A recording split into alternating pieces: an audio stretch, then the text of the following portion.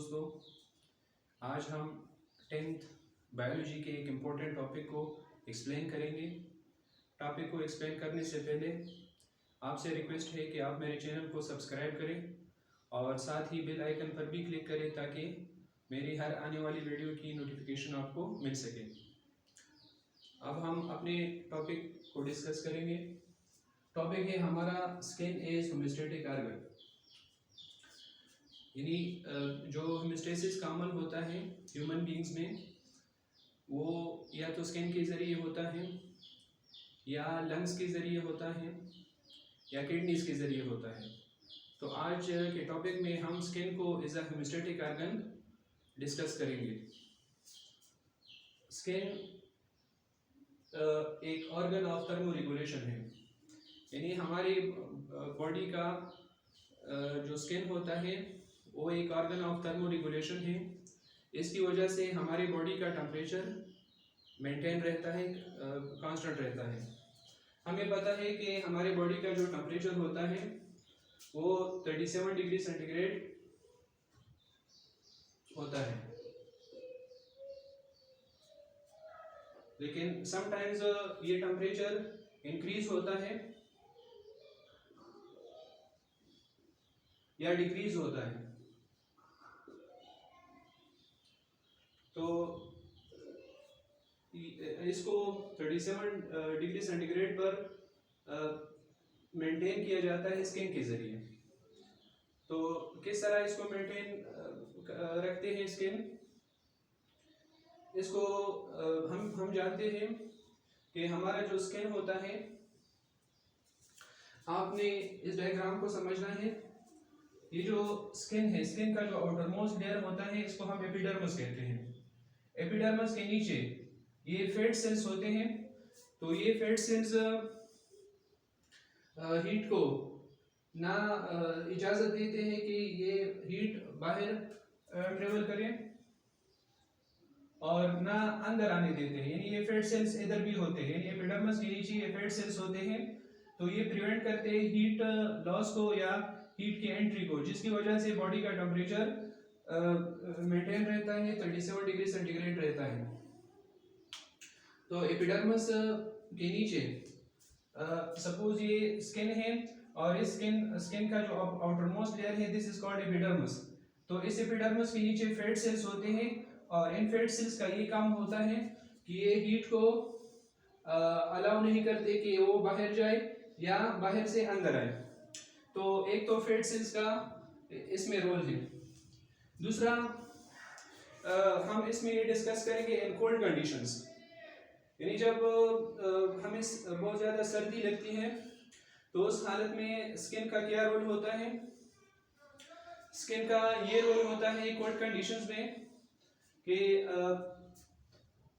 जो हमारे हेयर्स होते हैं स्किन पर, इन हेयर्स के साथ ये मसल्स अटैच होते हैं, इनको एरेक्टर पिलाई मसल्स कहते हैं।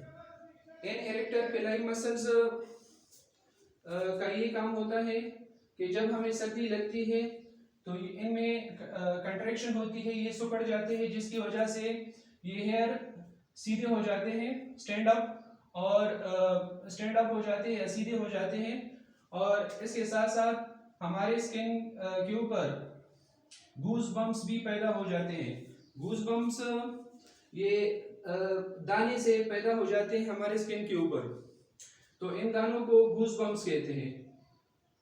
तो सर्दी लगने की वजह से ये हेयर्स सीधे हो जाते हैं और हमारे स्किन के ऊपर दाने से पैदा हो जाते हैं, जिसकी वजह से इन हेयर्स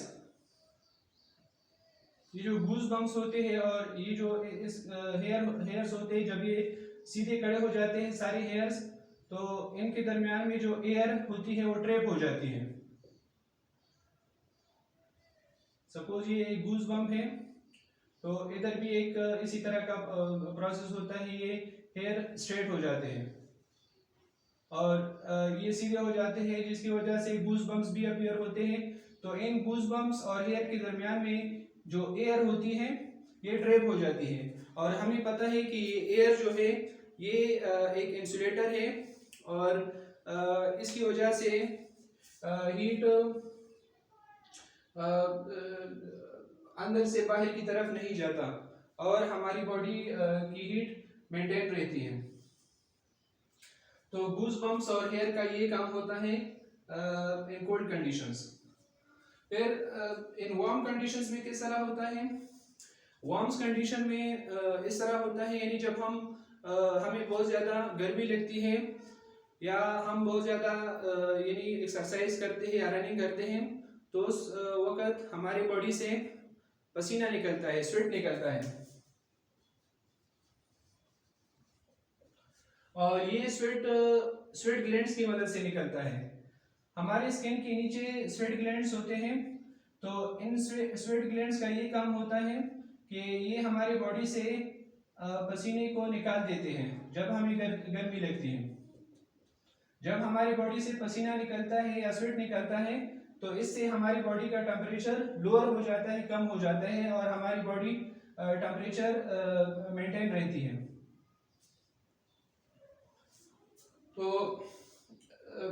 स्वेट ग्लैंड्स के जरिए भी इंटरनल बॉडी टेम्परेचर मेंटेन रहती है और 37 डिग्री सेंटीग्रेड की रहती है। यानी जब हमें बहुत ज़्यादा गर्मी लगती है या हम एक्सरसाइज करते हैं या रनिंग करते हैं, तो उस हालत में हमारी बॉडी का टेम्परेचर बढ़ जाता है, 40 तक पहुंच जाता है, 39 डिग्री सेंटीग्रेड तक पहुंच जाता है। तो फिर इन स्वेट ग्लैंड्स का काम शुरू हो जाता है। स्वेट ग्लैंड्स हमारे स्किन के एपिडर्मिस के नीचे होते हैं, और इन स्वेट ग्लैंड्स की मदद से ये पसीना निकलता है, और जब ये पसीना निकलता है तो ये अपने साथ हीट को भी निकाल लेती है, और जब हीट हमारी बॉडी से निकल जाती है थोड़ी सी, तो इसकी वजह से बॉडी का टेम्परेचर वापस 37 पर आ जाता है। तो कोल्ड वार्म कंडीशंस में स्वेट ग्लैंड्स पसीना खारिज करते हैं या पसीना बॉडी से निकालते हैं, जिसकी वजह से हीट लॉस होता है, और हीट लॉस की वजह से बॉडी का टेम्परेचर वापस 37 पर आ जाता है। और जब टेम्परेचर कम हो जाता है, 35 डिग्री सेंटीग्रेड हो जाता है, तो फिर ये गूज़बम्प्स और ये हेयर्स स्टैंड अप हो जाते हैं, सीधे हो जाते हैं, जिसकी वजह से इधर एयर ट्रैप हो जाती है, और फिर इस वजह से फिर ये बॉडी का टेम्परेचर बढ़ जाता है, यानी ये एक ब्लैंकेट का काम करती है। जिस तरह हमें सर्दी लगती है तो हम ब्लैंकेट ओढ़ लेते हैं, अपने ऊपर कंबल डालते हैं, और हमारी बॉडी गर्म हो जाती है। बिल्कुल इसी तरह इन गूज़बम्प्स और इन ये जो गूज़बम्प्स होते हैं और ये जो हेयर्स होते हैं, इनके दरमियान में जो एयर ट्रैप होती है, वो एक कंबल की तरह, एक ब्लैंकेट की तरह काम करती है, जिसकी वजह से हमारी बॉडी गर्म हो जाती है और टेम्परेचर वापस 37 डिग्री सेंटीग्रेड तक पहुंच जाता है। फिर एक इससे रिलेटेड एक इंफॉर्मेशन है, और वो इंफॉर्मेशन ये है, एक्स्ट्रा इंफॉर्मेशन है स्टूडेंट्स। डॉग्स की जो टंग होती है, अक्सर आपने देखा होगा कुत्तों की जो जबान होती है वो लटकी हुई होती है, बाहर की तरफ लटकी हुई होती है। इसकी क्या वजह है? इसकी वजह ये होती है कि कुत्ते का जो स्किन होता है उसमें स्वेट ग्लैंड्स कम होते हैं, और इसलिए वो अपनी ज़बान को निकालते हैं, और फिर उसकी ज़बान से एवापोरेशन का अमल होता है, पानी एवापोरेट होता है, जिसकी वजह से उसकी बॉडी का टेम्परेचर नॉर्मल हो जाता है, कम हो जाता है या लोअर हो जाता है। तो dogs keep their tongue hanging, dogs keep their tongue hanging outside. तो इसकी क्या वजह है कि डॉग्स के स्किन के ऊपर स्वेट ग्लैंड्स कम होते हैं, इस वजह से वो अपनी टंग को बाहर निकाल लेते हैं, और उसकी ज़बान हैंग आउट होती है, जिसकी वजह से फिर उसकी ज़बान से पानी एवापोरेट होता है, और जिसकी वजह से एवापोरेशन की वजह से उसकी बॉडी से हीट निकलती है, और उसकी बॉडी का जो टेम्परेचर होता है वो लोअर रहता है। तो ये तो डॉग से रिलेटेड एक इंफॉर्मेशन थी एक्स्ट्रा। इसको एक दफ़ा फिर से मैं समराइज करूँगा। हमारा ह्यूमन बींग्स का जो होम्योस्टेसिस होता है वो स्किन के ज़रिए होता है या किडनी के ज़रिए होता है या लंग्स के ज़रिए होता है। इंशाल्लाह लंग्स और किडनी को हम नेक्स्ट वीडियो लेक्चर्स में एक्सप्लेन करेंगे। स्किन के ज़रिए किस तरह होता है, पहले मैंने आपको बताया कि स्किन एक ऑर्गन ऑफ थर्मो रेगुलेशन है, यानी स्किन की मदद से हमारी बॉडी का जो टेम्परेचर होता है यानी 37 डिग्री सेंटीग्रेड टेम्परेचर होता है वो मेंटेन रहता है। जब वो बढ़ता है 37 से या कम होता है तो स्किन का ये काम होता है कि वो उसको, अगर बढ़ता है तो स्किन उसको कम कर देता है, अगर कम हो जाता है नॉर्मल से तो स्किन का ये रोल होता है कि वो उसको इंक्रीज कर देता है। फिर मैंने आपको बताया कि स्किन का जो एपिडर्मिस होता है उसके नीचे फैट सेल्स होते हैं और फैट सेल्स प्रिवेंट करते हैं हीट लॉस को या हीट की एंट्री को, यानी इन फैट सेल्स की मदद से ना हीट बाहर की तरफ जाता है और ना बाहर से अंदर की तरफ आता है। तो एक तो इन फैट सेल्स की मदद से बॉडी का जो टेम्परेचर होता है वो 37 डिग्री सेंटीग्रेड रहता है।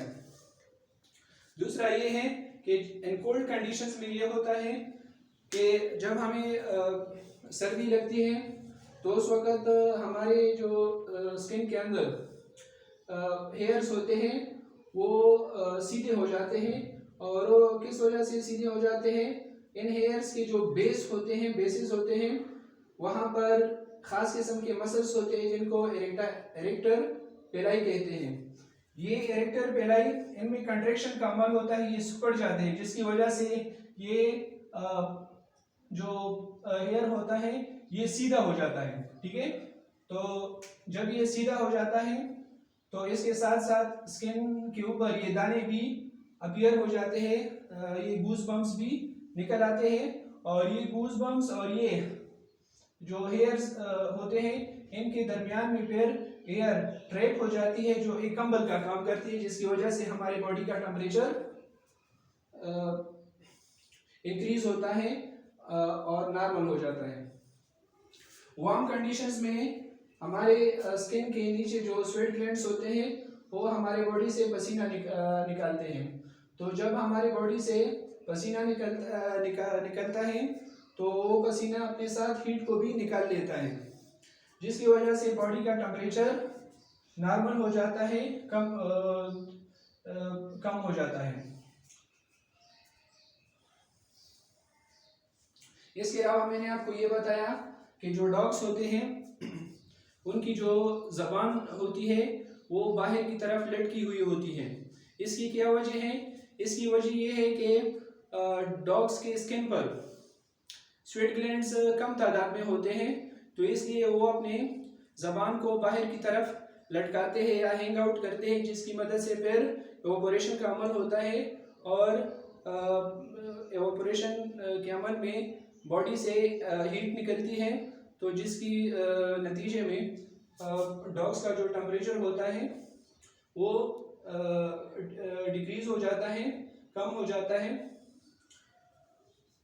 थैंक यू स्टूडेंट्स, उम्मीद है आपको ये टॉपिक अच्छी तरह समझ में आ गया होगा। Thank you so much for watching and listening.